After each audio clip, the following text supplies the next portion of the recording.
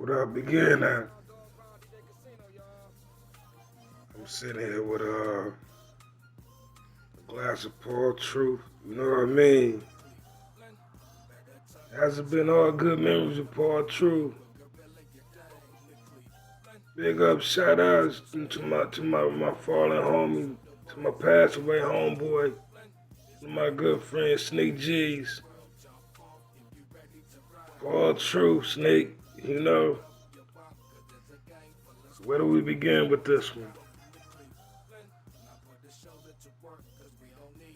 It's the GOAT, part two. Man, I've been part of a lot of above average groups, a lot of great groups in my career, my music career. I can't really say I'm a rapper, a singer, a rocker, or a producer, for the most part. I've done a lot of records, produced a lot of records for a lot of people, you know what I mean? I've been blessed. Got some major cameos from some major superstars, some major collaborations for some major producers. You know, I touch a lot of people's music too. I'm an emotional person, so a lot of times when I touch your music, right then and there it's me. You know what I mean? I guess I'm a star of origin. That's up around criminals of poetry. But before we was COP, I did a record so many years back with Dame P called Rear View. You know, back in middle school, junior high, me and Dame, we started as a group called the Black Magic. And it was his brother who instilled in him what it took to teach me how to be a one take artist, to go in there and kill it right then. His brother, was part of Three the Hard Way, which was affiliates with Roy's Dynasty and Brothers for the Struggle. You know, my Hilltop homies. You know, Meets Rock with the Hilltop for real. Cleveland Heights stand up. EC stand up. You know, but the thing was, he told Dame man that you don't want to just put a verse down and not double it over. So we had a cassette deck, man. It really was a boombox. We recorded our first record. It was called Straight Booty. You know what I mean? We was flipping tapes back and forth, beat playing, instrumental, beatboxing. Right then, I was beginning to understand what it took to go in the booth and just land it, cause you ain't having no whole bunch of times to mess up. You got to tape, you got to rewind and record over it again. It's gonna sound real, real crummy, you know. Later on, my homeboy Matt Howard, man, his brother had got him some DJ equipment or something to that nature. He got a little better at it, you know what I mean? But me and Dane P was, his name was the Gangster Mac, and I was Menace 22. That birthed Mr. Deuce, the world renowned city love, Ohio love Mr. Deuce. Seems like nobody ever wanted to call me anything but Mr. Deuce. I was big for us before then. You know what I mean? And sometime before then, Nasty, we was getting our Bell Biv DeVoe on. Me and XRD. Big ups to the Flash and Ski Rock, Skull. But me and Dan Peter decided to call ourselves Black Magic. We did a talent show in school. It came out somewhat okay, but we ended up going our separate ways for a while. It was great for him to come home to Aqua, be part of the SFMG family. Again, it's the GOAT, checking in. Mic check 1, 2. I've done my share of performing, but two of my most important initial performances, once was in middle school, what we consider middle school, and other schools was different. It was 5th and 6th grade. It was Camp Tippecanoe. And the head counselor there, he was the supervisor of the whole camp with Steve Harvey. His nephew was one of my good friends at the time and ended up being my roommate and my bunkie, in camp that year. And that was the first time I ever performed in front of an audience. And we did a good job. We came in runner up. We should have been first place. We were runner up.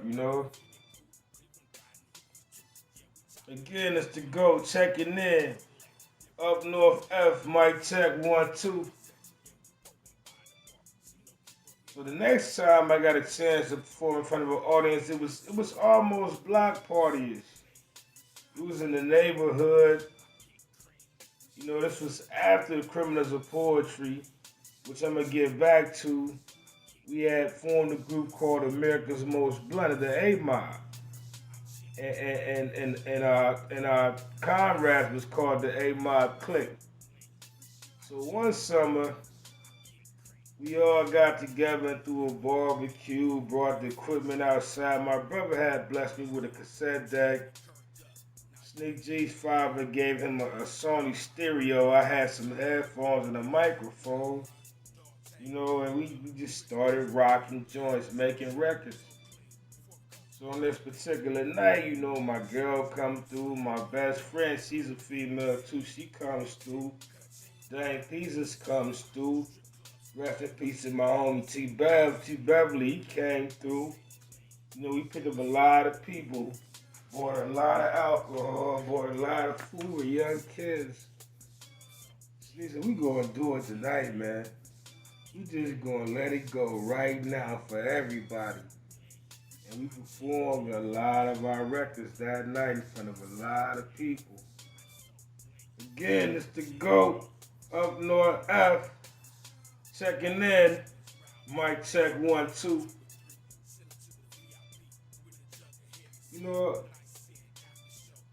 Juice stepped away for a while. That's Pimp Riddler, aka Juice Jones, aka STY Juice Jones. We went hard too, man. Once he came home to the fan familiar, the heavy hitters, that's me and D Breezy, DB, also known as D Militant, who at a point in time we formed a family called Me Familiar. We brought a lot of the young guys on deck, even one who was down with the A-Mob from day one, who we called Baby Thugs at one time, also known as Sculpture. My man Nye. So D Breezy was in and out of shows with us, from day one. After the first show with me and Juice, I said, we missing something, man. We missing something, man. We about to be hot as anything out here. The Cavs is on their way to the title. Lisa played for it at the time. So I called Breezy, man. I'm like, yo, we need you right now. In the next show, man, we murdered the stage. I mean, murdered it. I believe it was the Ghostface, Cormega, the Capadonna show.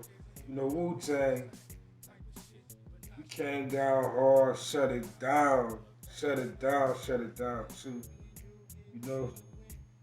So right then, Juice Jones had the opportunity to become one of the heavy hitters. The heavy hitters were consisting of me, D Breezy. At the time, baby girl Rain, she was around. We had done a show or two that was really nice. Came down to Atlanta. Man, I just got out of character that day. I met some beautiful people, Carrie Hilson, Paula the Don, Bone Crusher, among other people, you know. Kid almost didn't make it back to Cleveland that day, and I was just really being playful. I was playing with Rain, and for a minute, the female cop took my side and she flipped stories.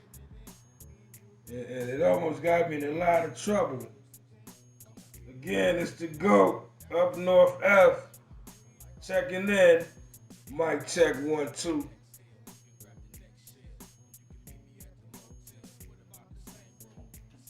I want to talk about the A Mob for a minute, man. My brother, my friend, my homeboy, my family, Sneak G's. He came to me one day, man. He was like, yo, would you rather record with someone who knows the street life and knows how to rap about it, or someone who lives it with you? It's like everybody just keep walking away because they just feel like you gonna go solo on them. You just too good at what you do.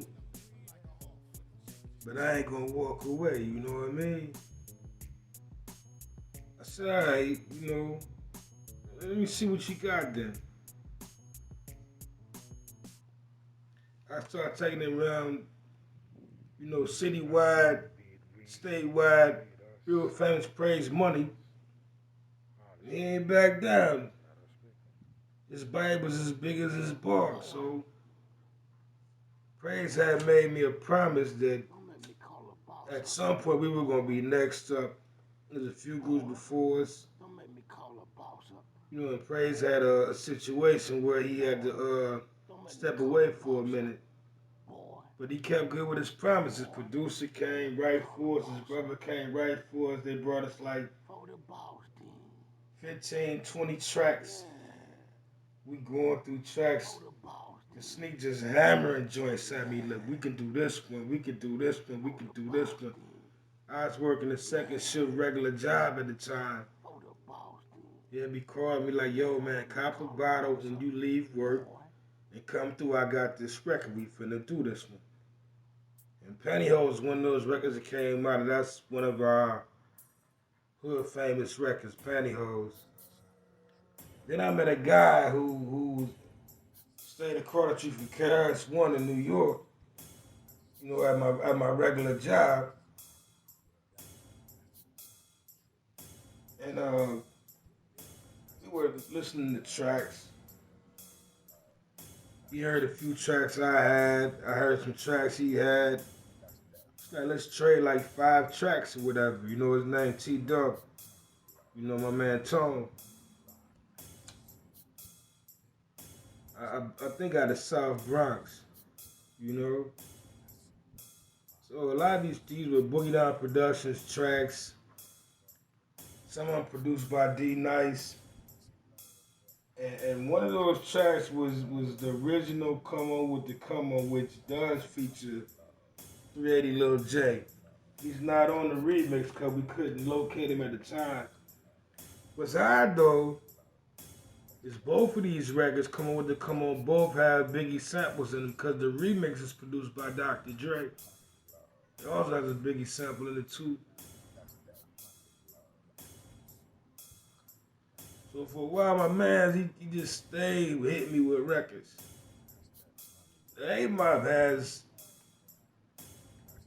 you could call it a demo, but it's almost an LP of about 25, at least 25 records that a few people probably still have original copies of. You know, I leaked a few songs over the years, coming with the Come On, Straight Creepin'. See Me You Need Me is originally one of the A-Mod records. This is my first solo, one of my first solo records I ever recorded. That was the beauty in being in these groups I was in. No one ever really had friction for me going solo on a song. It wasn't so much as an artist, but a song I could do one by myself. Either they would be there with input, you know, or want to be on the chorus or something. That was a blessing in disguise because I've always been part of being in somebody's group. Most times I was a founder of every group I've ever been in, you know. So getting back to Criminals of Poetry, that's me in the Jeepster. This is before we had tracks and we had nothing but headphones and a microphone and a cassette.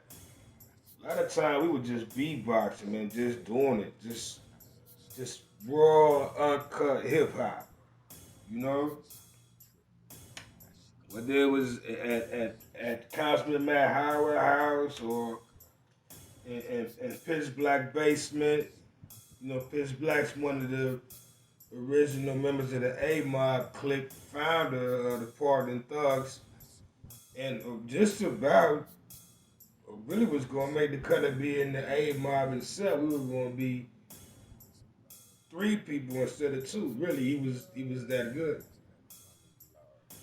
Had a lot to sell a lot of our records.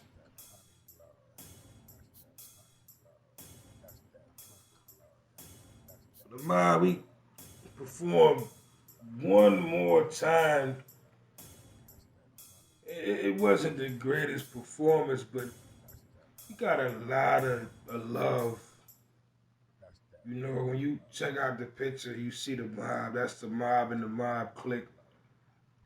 You're gonna see my man Ski Rock on his skull. And he put it together for us to perform at a Kent talent show. And it didn't, without Juice, Juice had, I'm moving around a little bit. Juice had walked away from the group. That's Pimp Riddler.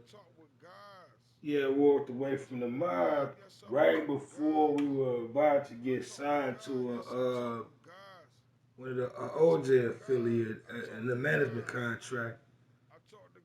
You know, a really good guy. You know, a really stern guy who really believed in us. And I think we were wounded with Juice left too. You know. So when we did the concert without Juice,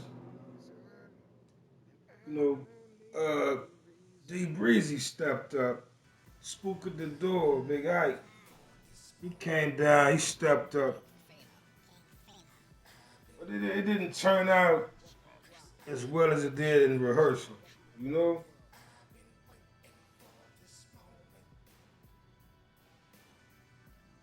All in all,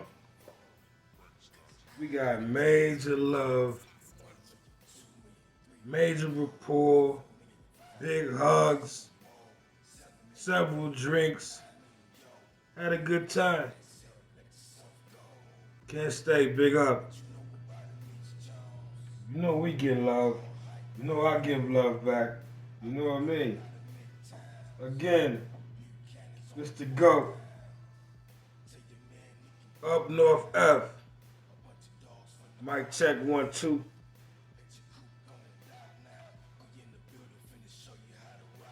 So we gonna talk about familiar something. Me familiar, it's the situation between the A Mob and the hitters. It's when we brought the young guys up into the fold and everything we were doing. This is when our probably one of our biggest recording contracts. We paid for a lot of things, but we got a lot of things under contract as well. You know,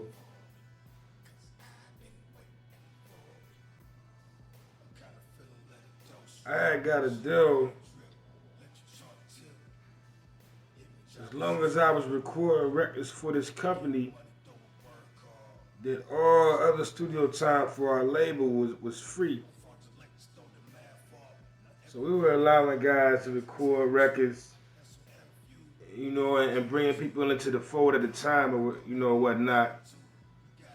And around this time, this producer he was doing a soundtrack for something called The Log, which was New York housed. Biggie Big later referenced it in one of his songs. It was headed by Logic. He's